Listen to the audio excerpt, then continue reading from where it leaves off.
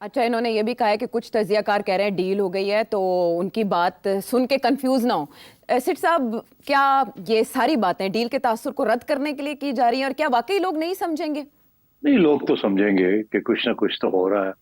हम भी कह रहे हैं, लोग बेवकूफ नहीं है। लोग को पता है कि गड्ढापुर साहब गरजते बहुत हैं और करते कम है। और ये जो सारा सिलसिला है ना, कि चुन चुन को लोगों को इजाजत दी जा रही है हम्म। इमरान खान को मिलने के लिए। हम्म। और ये वो लोग हैं जिनके साथ ऑलरेडी इस्टेब्लिशमेंट के राब्ते हैं। जी। तो ये कोई पैगाम ले जा रहे हैं खान साहब के लिए। और ये जो भाई लोग हैं वो ये नहीं चाहते कि कोई और लोग मिले खान साहब को, और कोई ये जो सारी जो एक एफर्ट हो रही है हम्म। इसको डिस्ट्रैक्ट किया जाए। कोई और लोग मिलेंगे, वो कुछ और कहेंगे, खान कुछ कह देगा, बाहर आके कुछ कहेंगे, कंफ्यूजन हो जाएगी। वो चाहते हैं कि बड़ी क्लियर कट पैगाम खान को मिलना चाहिए। उन्होंने 3-4 लोग चुन लिए। हम्म। इनमें से एक फवाद चौधरी साहब के भाई साहब हैं, हम्म। और बाकी 3 लोग जो हैं जिनको मैंने पहले आइडेंटिफाई किया है। अच्छा, इसके अलावा भी ऐसे लोग हो सकते हैं जो इसी ग्रुप का हिस्सा है, उनको भी इजाजत मिल जाएगी।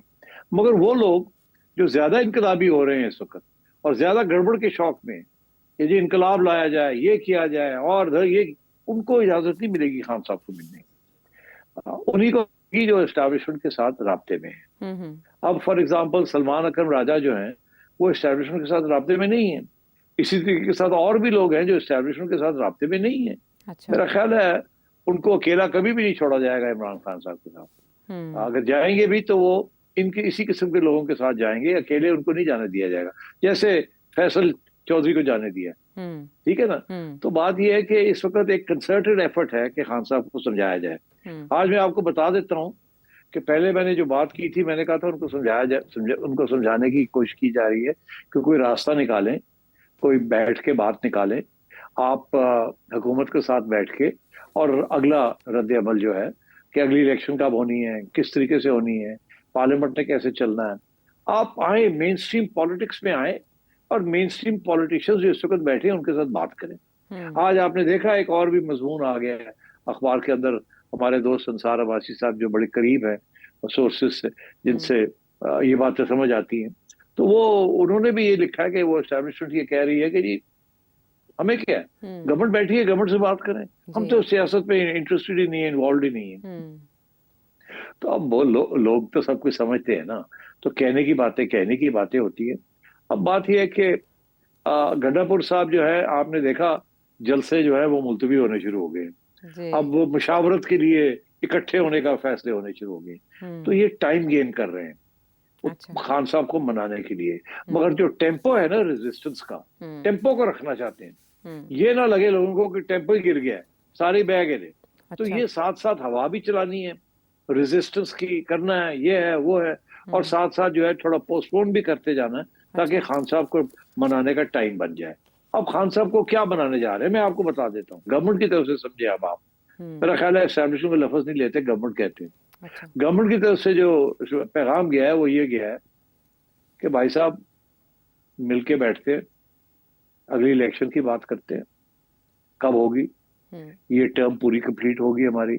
हम्म। आप पार्लियामेंट में आके बैठे हम्म। और आप सही तरीके से सियासत करें, जो ऑपोजिशन की सियासत होती है। अच्छा। मगर ये एंटी स्टेट सियासत जो है इसको एक्सेप्ट नहीं किया जाएगा, हम्म। पहली बात। और अगर आप कंटिन्यू ये करेंगे और आप फिर जैसे वो कहते हैं ना गंद डालेंगे, हम्म।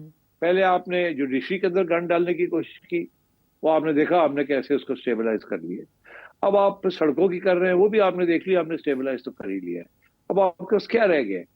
अब ये जो आपके मोहरे हैं, गंडापुर साहब हो गए, उषा बीबी हो गई, फैसल हो गया, है जी। तो ये जो आपके मोहरे हैं, इनको, दे आर सेंसिबल पीपल। आपने सुना नहीं हम्म। बैरिस्टर साहब क्या कह रहे हैं? बैरिस्टर सैफ का जो बयान है आज, जी। बड़ा इंटरेस्टिंग है। मैं वो बैरिस्टर सुनवा सैफ दूं? ने हाँ, वो हम्म। कहते हैं illegal को नहीं हुई। हम्म। सुनवा दें, फिर मैं आपको बताता हूँ कि क्या हाँ, अंडरस्टैंडिंग हुई है, मुझे वो बता भी दें। समझना है कि क्या मतलब है इन दोनों टर्म्स में। जी, बैरिस्टर सैफ का बयान। सिर साहब वो कह रहे हैं डील नहीं है, मुफाहमत है। क्या फर्क होता है इसमें?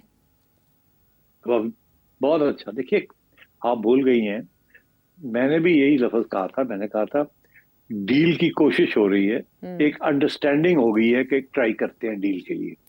अब अंडरस्टैंडिंग का ये मुराद है कि कोई ना कोई बातचीत हुई है और वो कह रहे हैं डील कर लो। डील अभी हुई नहीं है, मगर अभी एक अंडरस्टैंडिंग हो गई है, या बैरिस्टर साहब ने बड़े वाजे कर दिया है हाँ। कि एक जमहूरी निज़ाम जो है उसको चलाना है, उसके अंदर रह के सब कुछ करना है। तो हमारी अंडरस्टैंडिंग हो गई है कि लेट्स ट्राई दैट रूट। हम्म। अब यही तो मैं आपसे कह रहा हूँ। और ये भी मैं आपको बता दूं कि धमकी क्या है। धमकी ये है कि अगर आप उस रास्ते पे नहीं आते, मफाहमत के रास्ते पे, हम्म। कॉम्प्रोमाइज के रास्ते पे, अच्छा। जमहूरियत के रास्ते में, हम्म। पार्लियामेंट के रास्ते में, हम्म। अगर आप ये रुखसाना लोगों को, हम्म। अवाम को सड़कों पे निकालना, आईएमएफ को गालियां देनी एंड सो ऑन, डिसरप्ट करने की अगर आप कंटिन्यू कोशिश करेंगे तो फिर हम टॉलरेट नहीं करेंगे। हम्म। और हम करेंगे क्या फिर? एक तो ये है कि ये आपके सारे मोहरे जो है ना, सारे अंदर कर देंगे, फिर निकलेंगे नहीं बाहर। हम्म। हम कानून हमने बना लिए हैं, हमने तैयारी कर ली है उसकी पूरी। अब मैं क्या आपको बताऊं तैयारी कैसे हुई है? वो हो गई है तैयारी, आपको भी नजर आ रहा है तैयारी कैसे हो गई। तैयारी हो गई है उसकी। अब हमें डिरेल जजेस नहीं कर सकते। और पहली बात, दूसरी बात यह है कि फिर ठीक है, फिर अगर ऐसी बात है तो फिर मार्शल लॉ फिर तो नहीं लग सकता, ना ही हाँ। हम लगाएंगे। मगर हम मिलिट्री कोर्ट्स तो करेंगे ना। तो हमने हम्म। तो ऑलरेडी वो कानून तो पास कर दिया टेररिज्म का। जी। तो अब मिलिट्री कोर्ट वाली बात भी चल रही है। तो फिर अगर ऐसे होगा तो फिर खान साहब और जनरल फैज हमीद, हम्म। फिर उनके साथ खान साहब को भी लगा दिया जाएगा अच्छा। और वो ट्रायल शुरू हो जाएगी। हम्म। और वो अगर ट्रायल शुरू हो जाती है तो फिर वापसी कोई नहीं है उसके बाद। हम्म। फिर वो दोनों गए। अच्छा। तो मेरा ख्याल है ये पैगाम दिया जा रहा है बड़ी सख्ती के साथ। हम्म। और ये लोग जो जा रहे हैं खान साहब को मिलने, उनको समझ आ गई है, हम्म। अच्छा भाई ਹੁਣ खान ਨੂੰ ਮਨਾਉਣਾ बड़ा जरूरी है, बिकॉज ये तो बड़े सीरियस हैं। हम्म। ये तो they are not going to let off like this. इसीलिए वो बात चलती है ना, माफी मांग लो, सीधे हो जाओ, अच्छा। सही रास्ते पे आ जाओ। हम्म। और वो खान सही रास्ते पे आ नहीं रहा। मगर अब आपने देखा क्या हुआ, ये पहली गड्ढापुर की मीटिंग है, मैंने यही प्रिडिक्ट किया था कि अब खान की बयानबाजी बंद हो जाएगी। मैंने कहा था ना, आप मेरा क्लिप निकाल लें। जी। जिस दिन इमरान खान ने कहना फिर बंद कर दिया कि स्ट्राइक करो, धरने करो, बाहर निकलो, देन यू शुड एक्सपेक्ट कि कुछ ना कुछ बन रही है। खिचड़ी खिचड़ी की जगह पे पुलाव बनना शुरू हो गया है। तो अब बात यह है कि अभी वो स्टेज नहीं आई, पहले कोई थोड़ी सी रीअश्योरेंस मिलनी पड़ेगी, फिर खान साहब को खुली छुट्टी मिलेगी बोलने। और तो इंतजार करें, देखें खान साहब का क्या रवैया होता है। जी। तो उसके ऊपर अब पार्टी का प्रेशर भी आना शुरू हो गया है कि खान साहब यह रास्ता जो है इट्स नॉट गोइंग एनीवेयर। बाकी सियासत के अंदर कुछ कदम पीछे भी हटना पड़ता है कभी आगे बढ़ने के लिए। और सारी सियासत का मतलब ही ये होता है कि जब आप इस किस्म की तकलीफ में हो तो आपको पहले अपने आप को तकलीफ से निकालें, फिर आगे बढ़ने की कोशिश करें। ऐ नहीं कि तुसी समुद्र सुटता गया तो तैरना आंदा कोई नहीं, तो उत्थों बह के तुसी मां भैन कर रहे हो, ऐ नहीं हो सकता। पहले स्विमिंग सीखो तो फिर आ जाओ। तो इसलिए मैं समझता हूँ कि we are in the process of trying to develop an understanding with Khan sahab. और ये लोग लगे हुए हैं अब उनको समझाने के। अगर ये ना समझा सके और खान साहब ने जिद करते रहे तो फिर ये वापस जो पहले हो रहा था वही होगा। तो कितने अरसे के लिए ये मोहलत दी गई है कि इतने अरसे में आप मनाएं और नतीजा चाहिए? मेरा ख्याल है उनको हफ्ता 2 हफ्ते की मोहलत दी गई है। अच्छा, क्योंकि आपने जो इशारा दिया stick and because the carat rule case का। जी। बिकॉज द स्टेट सेटिंग हो चुकी है कोर्ट मार्शल की, एविडेंस इकट्ठी हो गई है, सेटिंग हो गई है, बटन दबाना है और फैज हमीद की और खान साहब की इकट्ठी शुरू हो जाएगी। खान साहब अग्री कर जाते हैं तो फिर के ऊपर भी कोर्ट मार्शल नहीं होगा, उसको भी वो तलवार लटकी रहेगी, किसी वक्त भी वो किया जा सकता है, तलवार लटकी रहेगी to make sure that Khan sahab behaves. Khan साहब बिहेव नहीं करेंगे, इनकलाबी बनेंगे जेल में बैठ के, तो फिर इनकलाबियों के साथ जो होता है वही होगा। अच्छा, ऐसे बैरिस्टर सैफ इसी तरह की पेशगोई कर रहे हैं। वो कह रहे हैं 1.5 माह में मुकदमात इमरान खान साहब के ख़त्म हो जाएंगे, जबकि दूसरी तरफ कुछ एनालिस्ट जैसे आप कह रहे हैं वो मिलिट्री कोर्ट वाले मामले की तरफ इशारा कर रहे हैं। तो बड़ी कन्फ्यूजन है, लेकिन अब क्लैरिटी मिल गई कि 2 केसेस हैं, 2 सिनेरियोज हैं, विच वे इमरान खान जो इंतखाब करेंगे उसके मुताबिक होगा। लेकिन सिर साहब, क्या इस सारे मामले से हुकूमत आगाह है? जैसे ख्वाजा आसिफ ने कुछ मुबहम सा ट्वीट किया कि कुछ से पर्दा है, लेकिन राना सनाउल्लाह साहब ने कहा कोई डील नहीं हुई। तो क्या कंफ्यूज है हुकूमत या ला इल्म है, इल्म में ही कुछ नहीं? नहीं नहीं, ना कंफ्यूज भी नहीं है, ना इल्म भी नहीं है, सब पता, मिलके हो रहा है सब कुछ। देखिए, मैं तो कह रहा हूं ना आपसे कि अभी डील नहीं हुई। मैं तो कह रहा हूँ कि डील की कोशिश की जा रही है, अच्छा। अंडरस्टैंडिंग हो गई है कि यार डील कराओ। ओके।